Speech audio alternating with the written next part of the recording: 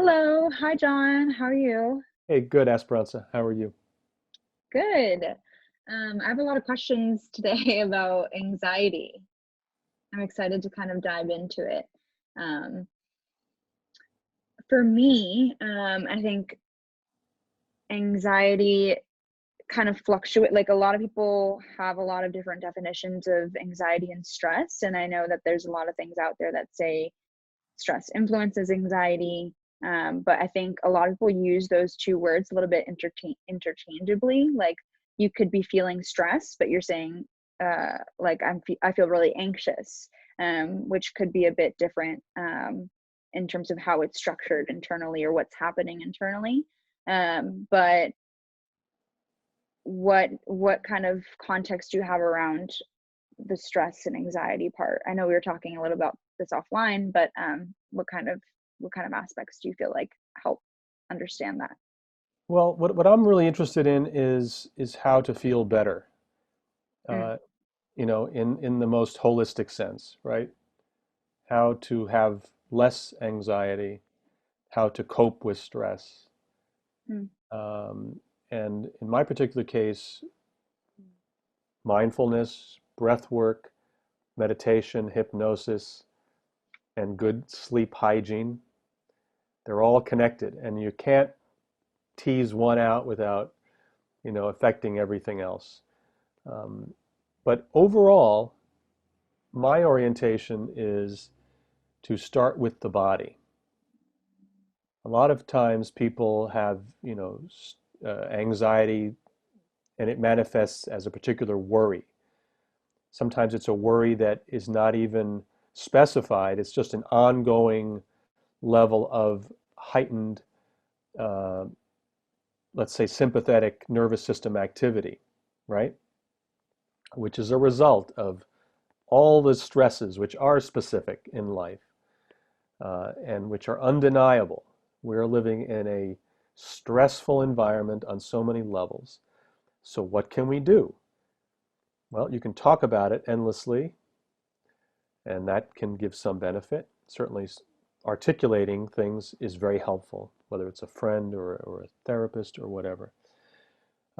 But what I've found is that in addition to that, there may be more direct ways to influence our overall well-being. So it depends on where we want to start. Um, we can think in terms of what can I do to downregulate the the body right now, for example. Um, we could begin with our breath, right? So we know that a relaxed state is reflects a slowed, calm, relaxed breath, which happens to be very light. It's not a big breath that fills up your chest. It actually is a breath that goes in very low, where the oxygen exchange in the lower lungs takes place. It's much greater the oxygen exchange there than up in here. mm. So a slower breath, a lighter breath, and a deeper breath. And that's a term I think coined by Patrick McEwen, who is a breath expert, in my opinion. He teaches Buteyko breathing, and he has several websites. So I've learned a lot from him, and I've used that in my meditation work, in my hypnosis work, and also in terms of sleeping better and sleeping hygiene. So that's um, a roundabout way of saying that's where I can start helping somebody with their anxiety, right? And it's a very simple and direct way. We don't have to go in here and pull out the bad thought, the recurring thought, the hamster wheel, the monkey mind, whatever it's called. Mm-hmm. Um, we can literally have a physiological effect which will affect the entire nervous system in very short order. Would you typically, like, if someone was feeling anxious or stressed about something in terms of breath work or hypnosis, like would you typically recommend or walk through the same types of kind of like solutions or like breath work exercises? Like would that be a similar approach with someone that's experiencing anxiety versus stress? Or what would you recommend? Well, yes, I think whether it's hypnosis or meditation or just dealing with stressors or generalized anxiety, uh, starting with the breath is just a great place. And when I say the breath, I also include the body, right? Mhm. So um, I don't want to go on a tangent, but any kind of body work is going to be very useful as well, quite frankly. That's why exercise is so helpful, right? They say exercise is one of the best things you can do. Any kind of mindful movement, whether it's Tai Chi or yoga, um, any kind of somatic practice, that's all going to be very valuable. And they're all connected with breath work, right? Um, but going back specifically to the breath work, because a lot of these other traditions don't really recognize the actual science of what really works versus what doesn't work. So a lot of things, a lot of traditions accumulate a core of knowledge that gets maybe a little bit distorted over time. So what really does work is breathe less, breathe slower, breathe deeper. So you don't have to think in terms of very complicated breathing exercises like I learned many years ago, for example, in yoga.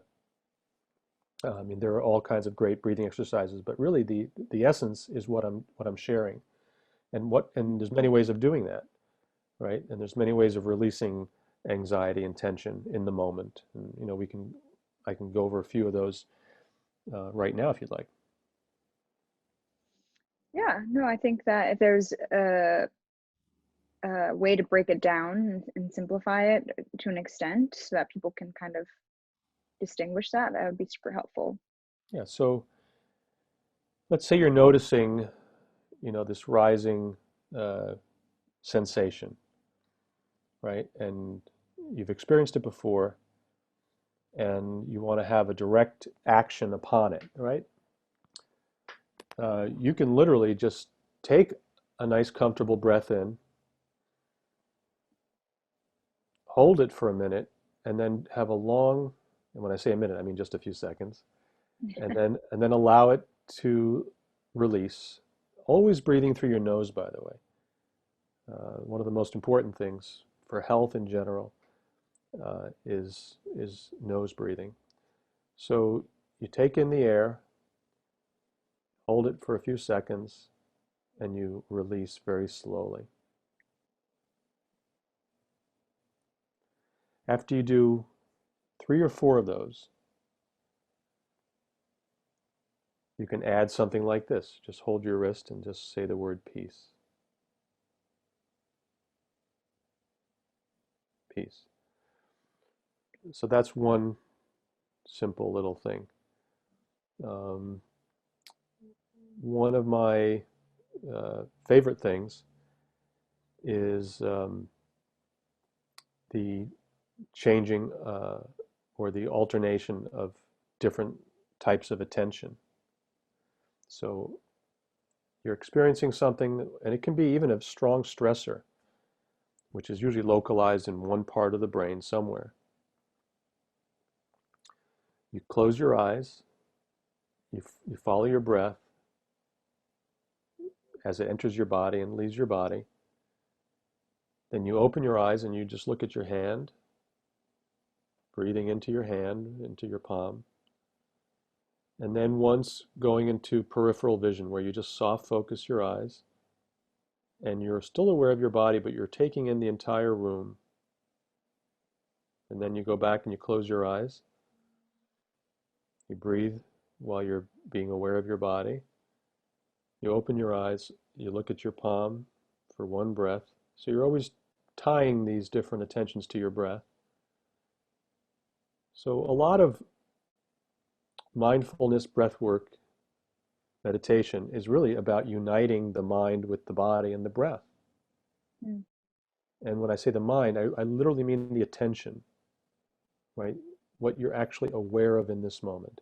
If you give your mind something to do, to attend to, and it happens to be real, which your body is as real as you're going to get, and your breath is as real as you're going to get, you've already started a harmonization of the entire physiology of your own system, right? And so this is another exercise, is 3 levels of attention. You do maybe 5 rounds of that, always breathing at your normal rate.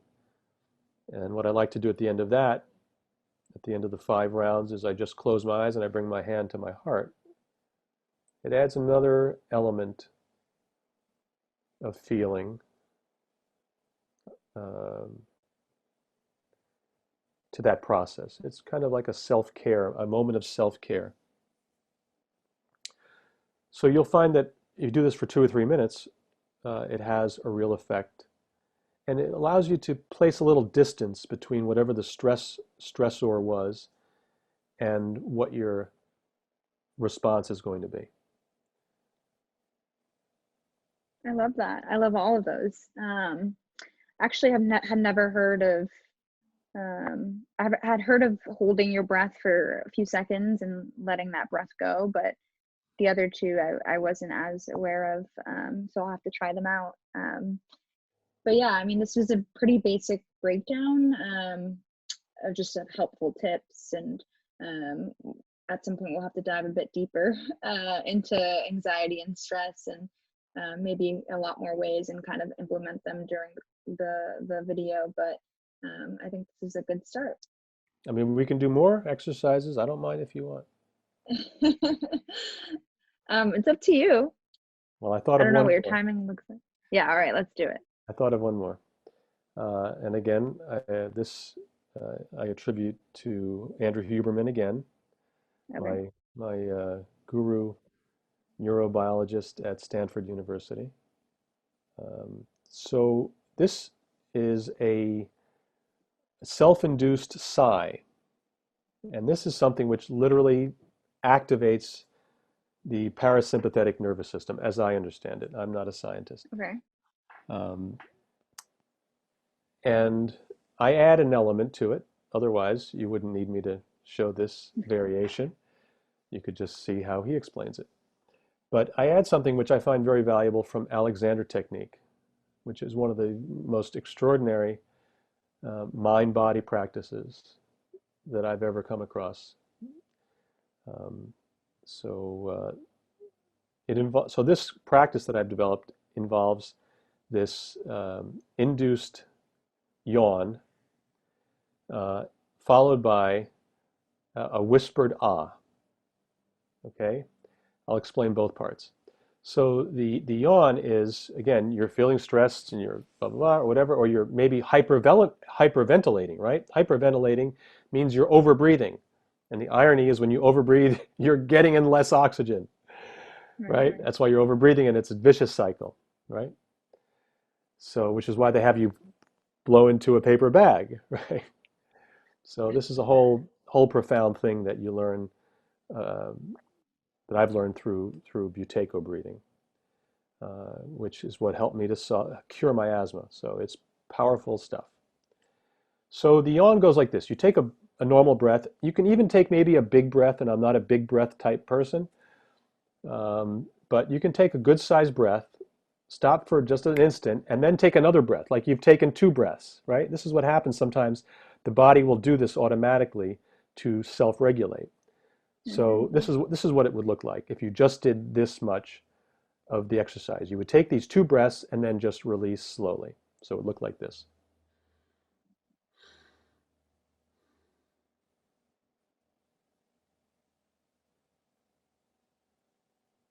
Again, you breathe in twice.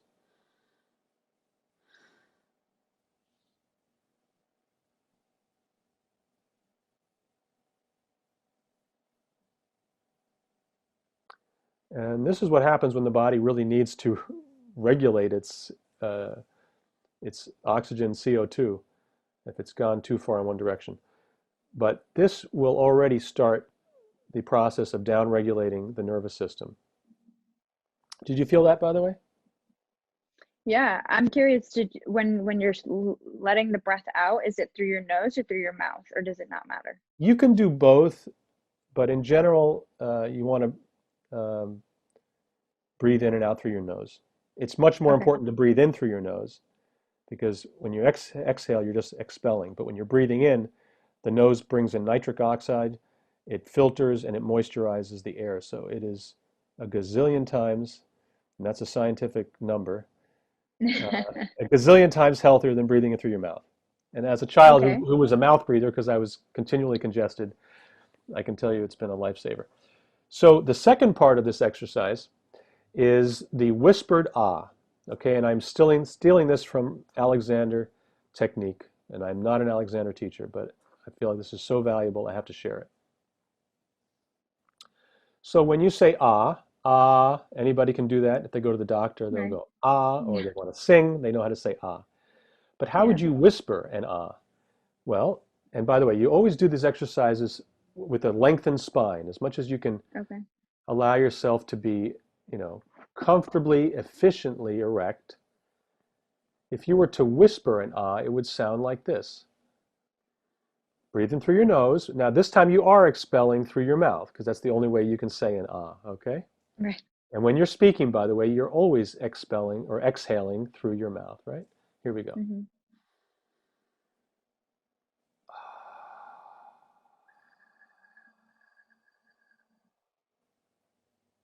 Oh, it feels so good. So Yeah. you're actually visualize your spine lengthening and your head releasing up as you're doing this. So you're freeing up the back of your neck. So one more time from the side. Hmm.